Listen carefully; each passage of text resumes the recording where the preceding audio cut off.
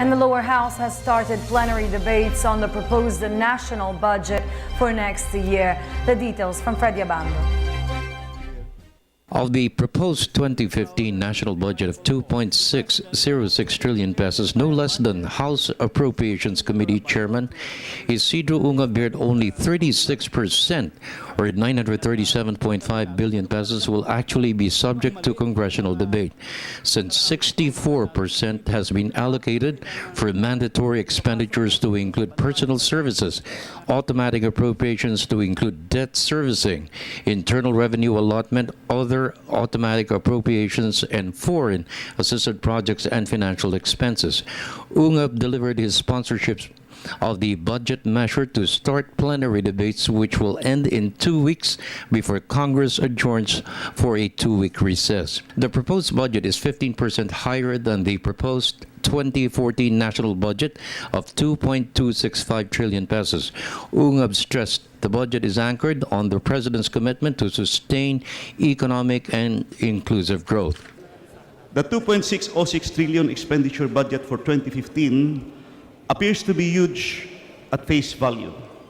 However, stripped of the virtually mandatory items amounting to 1.668 trillion, or 64% of the total budget, only about 36%, or 97.5 billion, may be the subject of congressional debate.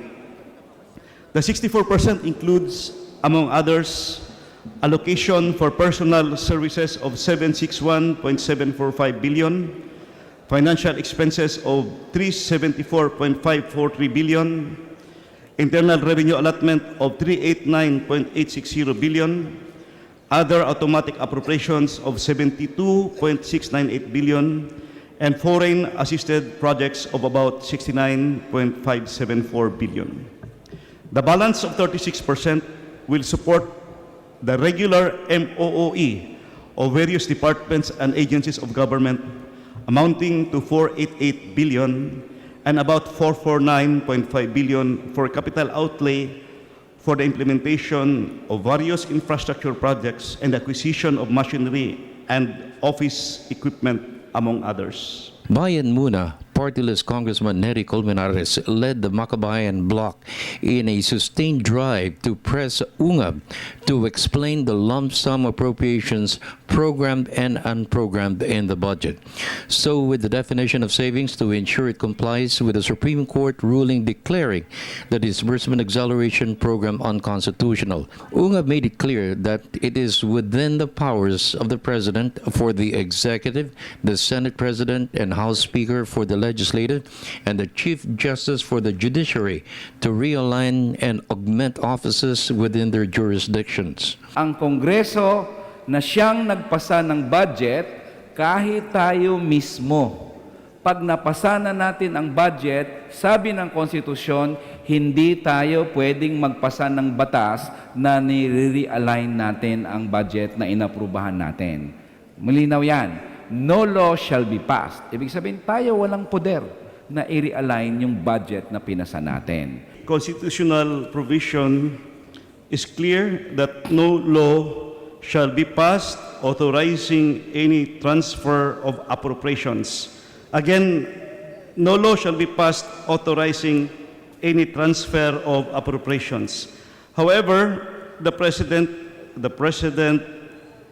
of the Senate, the Speaker of the House of Representatives, the Chief Justice of the Supreme Court, and the heads of the constitutional commissions may, by law, be authorized to augment any item in the general appropriations law for their respective offices from their savings in other items of their respective appropriations. Budget Secretary Florencio Abad stressed the President's authority to realign or augment is provided in the general provisions of the budget. Well, at any time, you can declare savings, and there are standards and criteria for doing so. You have to remember that the very first option of government is to make sure that the budget is implemented in full.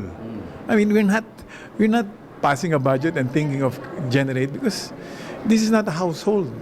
We want as much as possible not to have savings and to use the budget as approved by Congress. So, if there is any savings generated, it's really because of certain things that you cannot avoid. If the right-of-way issue gets to the court and it's tied up in suits, what can you do?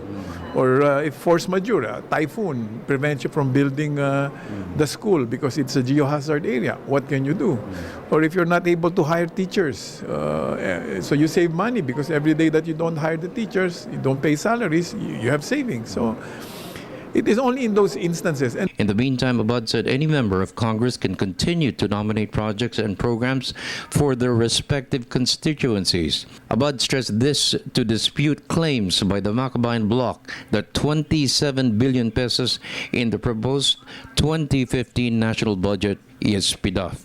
the definition of PDAF in Belgica is post-enactment intervention in budget execution by legislators except in the exercise of oversight function. So,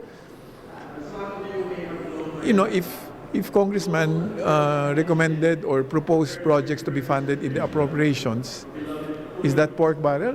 That's well within their right as legislators exercising their power over the purse. Now, if after the budget is enacted, they go to the executive and demand that the projects be implemented this way or that way, then that's when we say that it's pork. For the People's Television Network, this is Freddie Abando reporting.